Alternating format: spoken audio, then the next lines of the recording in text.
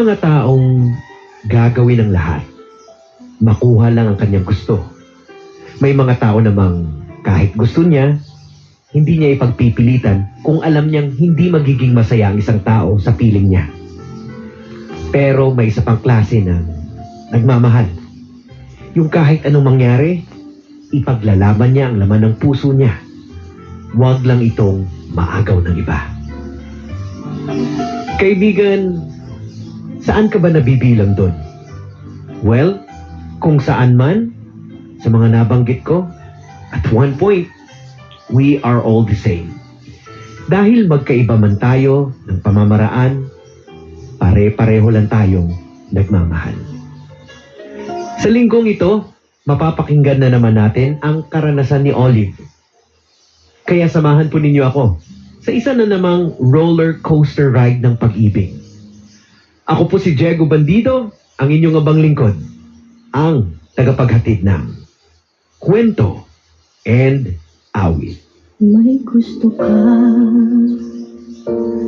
sa aking mahal, may balak kang agawin siya, itsura pa lang,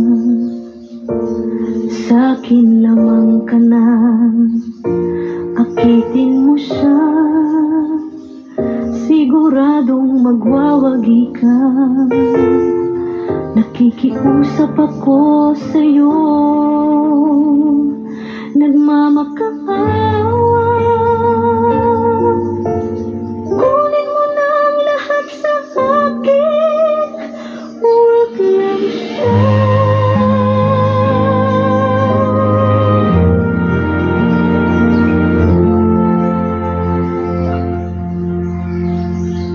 Kunin mo na ang lahat sa akin. Dear Diego, masasabi mong daddy's girl ako simula pagkabata. Idol ko na si daddy. Lagi kong sinasabi sa sarili ko, pag nagmahal ako, hahanapin kong yung kasing thoughtful and loving ng dad ko. Lagi siyang nandun sa piling namin ni mommy. At iyang thoughtfulness na yan, nakita ko kay Marlon. Kunin mo na ang lahat sa akin, huwag lang ang aking mahal. Di ka mamatay ng puso ko, pag sa akin nagaw mo siya.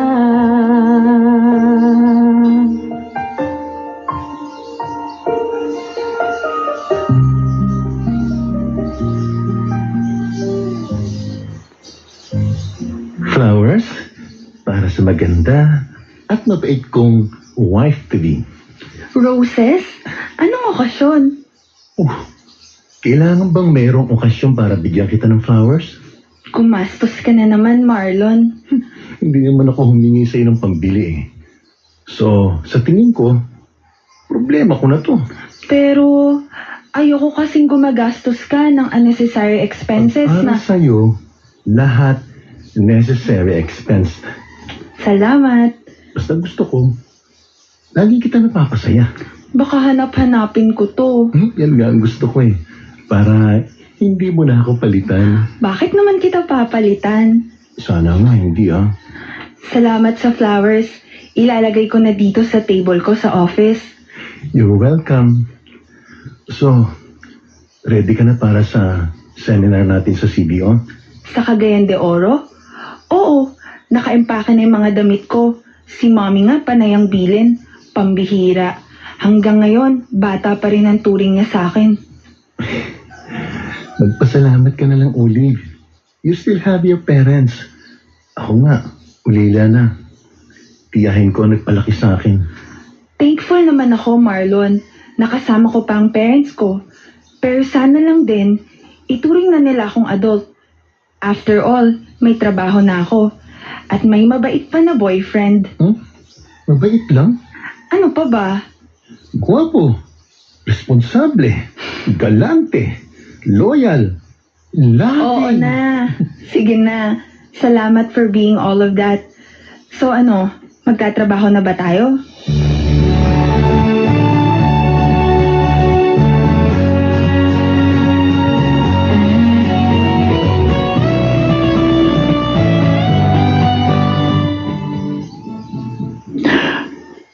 Pagkatapos ng maraming taon, Jimmy, I'm sorry, Maya. Alam nating maaari ito mangyari. yeah, alam ko. At naiintindihan kita. Mahal ko kayo ni Olive. Hindi yan magpapago. Please, huwag ka mag-alala. Paano natin ito sasabihin kay Olive? Masasaktan siya. Alam niya, simula pa Oo, na tayo ay... oo. Matalinong anak natin. Pero, nasanay na siyang kasama ka. Oh, Maya. Jimmy, hindi ko kayang sabihin kay Olive. Ikaw na ang makipag-usap sa kanya.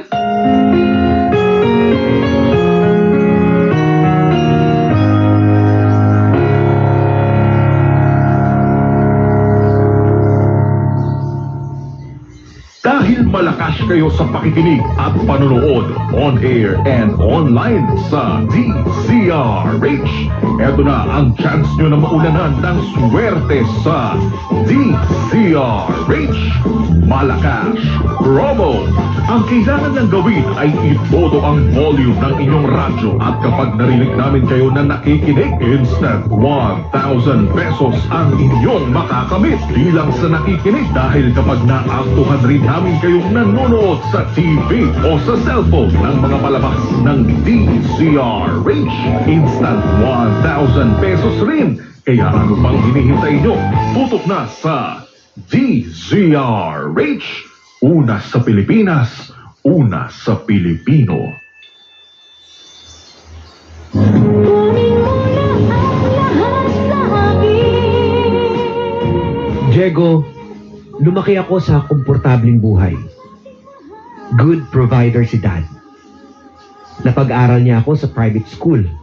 At ngayon nga, may trabaho na ako. Hindi ko inisip na isang araw, ang masaya naming pamilya ay magkakaroon ng problema. At ayoko mang unahan ka sa gitna ng aming magiging problema, masasangkot si Marlon. Naku mga kaibigan, umpisa pa lang, may iyakan na tayo. At may babala pa si Olive sa atin. Well, ano kaya ang ibig sabihin nito? Mamatay ng puso ko.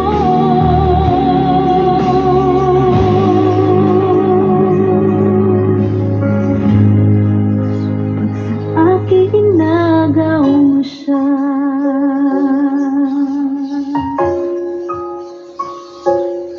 Kunin mo na ang lahat. Olive, may kasama tayong participant dito sa seminar. Galing din siya sa Manila branch. Branch manager ako sa Binondo. Ah, ganun ba? Yeah. Kamusta? Siya si Lisel. Pareho kayo ng apelyido. Nakita niya sa list of participants dito sa CDO. Oo, kasi curious lang ako. Baka kasi magkamag-anak tayo. Ah, pwede nga siguro. Oh, paano? Iwan ko na kayo, girls.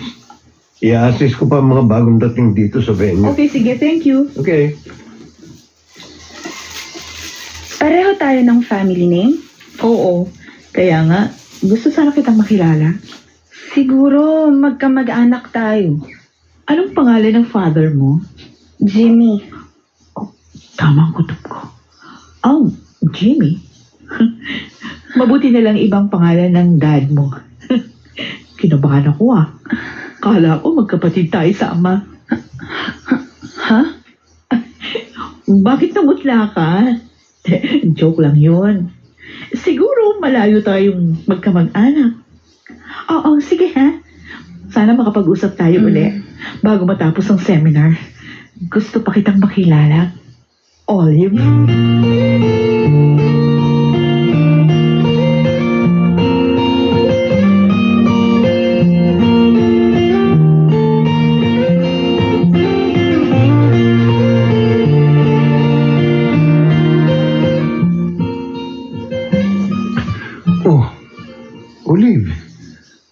parang wala ka sa sarili mo.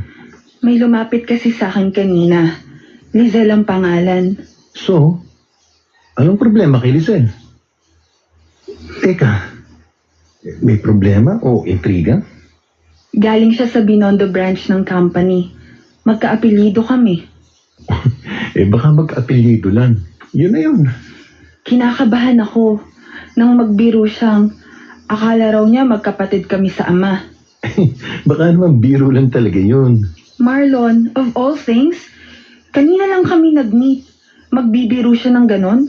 Marlon, wala sa lugar yun. Olive, huwag mo nang masyadong isipin yun. Paano kung... Totoo? Oo. Alam mo naman yung tungkol sa pamilya ko. Saka mo na problemahin yan. Mag-enjoy tayo sa seminar. Para ito sa careers natin, mahal. Huwag mo nang isipin ang Lizelle na yun. Alam mo, buti pa, tatanungin ko na lang si Dad. Mabuti pa. Kaysa na-intriga ka sa Lizelle na yan. Si Tito Jimmy na mismo ang tanungin mo.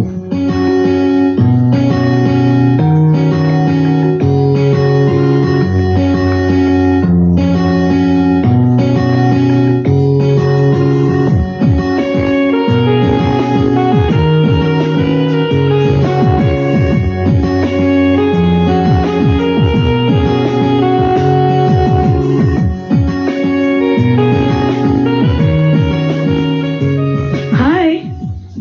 Marlon? Right? Oh, ako nga si Marlon. I'm Lizelle. From Binondo branch ng company. Ikaw pala. May hawig nga sila ni Olive. Pati tuloy ako. Iba ang pakiramdam sa kanya. Baka nga magkapatid sila. Hey! Bakit mo ko tinitingnan ng ganyan? Para kasing, magkahawig kayo ng katrabaho ko. Oh yeah. Galing kayo sa isang company ni Olive.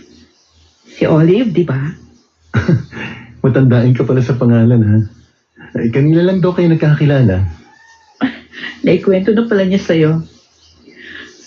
Sana, magandang first impression niya sa akin. Yes. Oo naman. Sabi mo nga raw na baka magkamag-anak kayo. Oh yeah, probably. Oh, sige. Hope to see you again, Marlon. Okay, ma'am. Listen na lang. At kapag sinabi kong hope to see you again, seryoso ako. Kasi may mga plano ako na i-expand yung Binondo branch. At dito sa seminar ako kukuha ng dagdag na tauhan.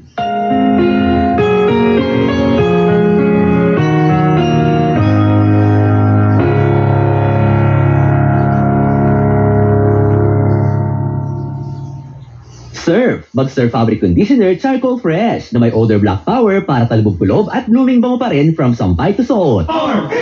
Ang balitang ito ay hatid sa inyo ng ACS Manufacturing Corporation, ISO certified, maker of world-class quality Pride detergent. Number 1. Star Wax, Wax.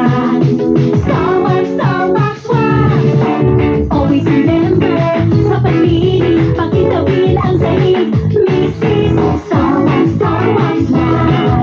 Iban na to the max. Star Wax, ang Huwag na ang aking mahal. Diego, hindi ko alam kung anong iniisip ni Lizelle sa mga sinabi niya. Pero hindi na ito binanggit sa akin ni Marlon. Alam niyang medyo worried ako sa mga binitawang salita ni Lizelle nang magkakilala kami. Ayaw na niyang dagdagan ang iniisip ko. Natapos namin ang 3-day seminar at bumalik na kami sa Maynila. Etong inabutan ko sa bahay. Alam niyo, sa totoo lang, medyo OA din yung naging reaction ni Olive. Paano nga ba kung binibiro lang siya?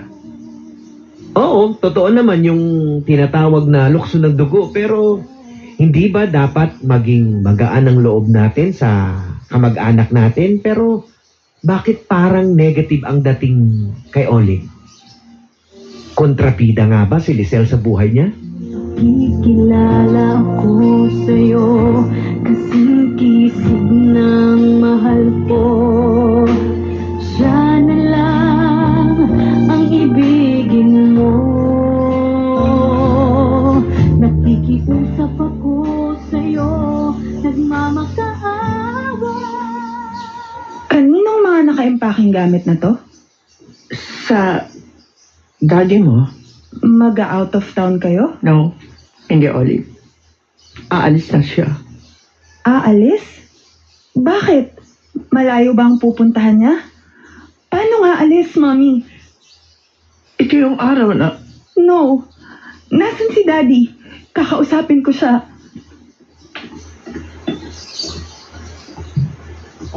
Daddy, nakaimpake ang mga damit at ilang gamit mo. Olive. No. Buong buhay ko, kasama ka namin. Pero anak, Bakit, Dad? may sakit si Mina. Kailangan niya ako. Pwede mo naman siyang alagaan and still go home to us. Olive, panahon na para... No, Dad. Ang sabi mo kapag nangyari ito, maintindihan mo. Naiintindihan ko, pero hindi ko matanggap. This is not happening. Magkikita pa rin tayo, anak. Pero hindi na ako uuwi rito. Huwag mong sabihin yan. Paano si Mommy? Alam na niya, nag-usap na kami. No, Daddy. Olive, may sarili ka ng buhay, anak. Hindi mo na ako kailangan. No, I will always need you, Dad. At kailangan na ako ni Mina. May tungkulin din ako sa kanya. Daddy. Anak, hindi ako mawawala. Kailangan ko lang itong gawin. Ang kapatid mo mismong nakiusap. Kapatid? Dad, for so many years, hindi natin siya napag-usapan. Panahon na. Para sila naman ang asikasuhin ko. At least sa malalabig panahon ng buhay ni Mina. Daddy. So please, Olive, sana maintindihan mo, anak. Gagawin ko ito hindi dahil hindi ko na kayo mahal. Pero dahil may tungkulin din ako sa kanila na maraming taon kong may pinagkait.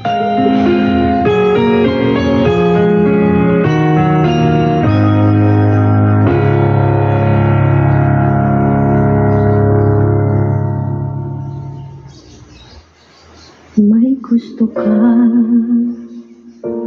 sa'king mahal, may balak kang agawin siya. Itsura pa lang, sa'kin lamang ka na, akitin mo siya, siguradong magwawagi ka. Nakikiusap ako sa'yo, nagmamakaawa. Kunin mo na ang lahat sa akin, huwag lang siya.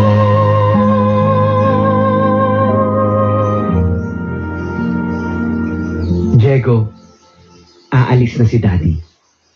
Kailangan na siya sa isa pa niyang pamilya. Masakit ang naramdaman ko. Pero tama siya. Malaki na ako. May sarili na akong buhay. Dapat maintindihan ko ang realities ng buhay. Pero pakiramdam ko, may isang bagay sa aking pagkatao na inagaw. Hindi ko alam. Umpisa pa lang ito ng problemang darating. Alam niyo mga kaibigan, kakaiba din palang makiramdam itong si Olive, ano? Mukhang magkakatotoo nga ang kanyang agam-agam. Sa tingin niyo ba may maitim na balak itong si Lisel? Para kasi kung i-analyze natin ha, parang nag-flex na siya sa umpisa pa lang na may balak siyang gagawin na hindi maganda. Naku, abangan po natin to bukas. So paano? Hanggang dito na lang muna tayo? Samahan po ninyo muli ako bukas para ituloy natin ang padalang karanasan ni Olive. Muli, ako po si Diego Bandido, ang inyong abang lingkod, ang tagapaghatid ng kwento and awit. Sana lang